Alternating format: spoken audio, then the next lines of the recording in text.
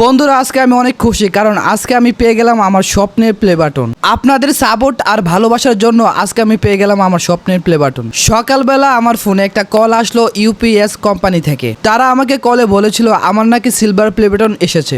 আমি অনেক খুশি হয়ে আমি আমার ঠিকানা মতো চলে আসি, যেখানে আমি ঠিকানা দিয়েছিলাম। আমি আমার ঠিকানা মতো এসে ইউপিএস এর কোম্পানি সেই গাড়িটা খুঁজতে থাকি, কিন্তু কোথাও খুঁজে পাচ্ছিলাম না। কারণ আমি যতবারই প্লে বাটন নিয়েছিলাম তখনই দেখেছিলাম যে ইউপিএস গাড়ি থেকে আমাকে সেই প্লে বাটনগুলো তারা দিয়েছিল। ভাই বিশ্বাস করেন, আমি বাজারে এই মাথা থেকে ওই মাথা দিয়েছি, কিন্তু তাদের গাড়ি কোথাও পাইনি। এভাবে প্রায় আধা ঘন্টার মতো খোঁজাখুঁজি করার পরও আমি পাচ্ছিলাম না। হঠাৎ করে আমি তাদেরকে ফোন দিলাম। ফোন দিয়ে তাদেরকে বললাম, ভাই আপনারা কোথায় আছেন? তারা বলল তারা নাকি আমার সামনেই আছে, কিন্তু আমি কোথাও খুঁজে পাচ্ছিলাম না।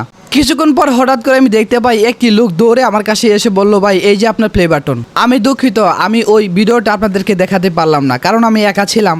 তাই ওনাদেরকে একটা স্বাক্ষর করে তারপর আমি আমার প্লে বাটনটা হাতে পেলাম। আমি আমার বন্ধুকে আগেই ফোন করে বলেছিলাম যে সে এখানে আসতে, কারণ আমি তার জন্য অপেক্ষা করছিলাম আর প্লে বাটনের একটা ভিডিও করছিলাম। প্লে বাটনের ভিডিও করে সময় কাটাচ্ছিলাম কারণ আমার বন্ধুর জন্য।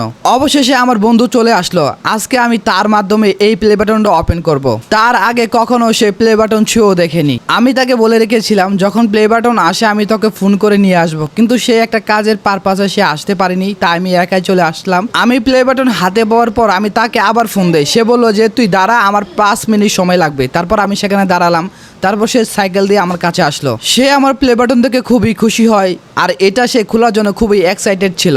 প্রথম সে খালি হাত দিয়ে অনেক চেষ্টা করছিল, সে কোনোভাবেই খুলতে পারে না। তারপর সে পকেট থেকে একটা চাবি বের করে সে প্লে বাটনের সমস্ত কস্টিপগুলো সে আস্তে আস্তে কাটতে শুরু করে। আমি তাকে অনেকবার বলছিলাম যে চল বসে খুলি, কিন্তু সে না, কোনোভাবেই বসে খুলবে না, সে দাঁড়িয়ে খুলবে।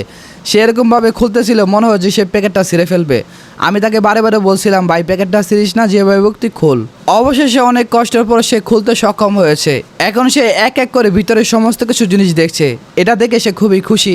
সে দেখে বুঝতে পারলো যে আসলে প্লে বাটনটা কিরকম।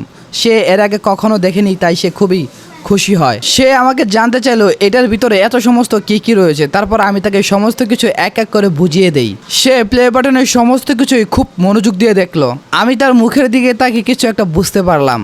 সে মনে মনে হয়তো বা ভাবছিল তার যদি আজকে এটা থাকতো সে অনেক খুশি হতো। একটা সময় সমস্ত কিছু দেখার পর সে আবার প্লে বাটনের সমস্ত কিছু সে এটার ভিতর রেখে দেয়। সে আমাকে ধন্যবাদ জানিয়ে সমস্ত প্লে বাটনের জিনিসগুলো একসাথে করে নেয়, আর আমি সেই প্লে বাটন নিয়ে তাকে সেখান থেকে বিদায় দিয়ে আমি আস্তে আস্তে বাসার দিকে রওনা হই। বন্ধুরা আপনাদেরকে অসংখ্য ধন্যবাদ এই ভিডিওটা সম্পূর্ণ দেখার জন্য। আসসালামু আলাইকুম।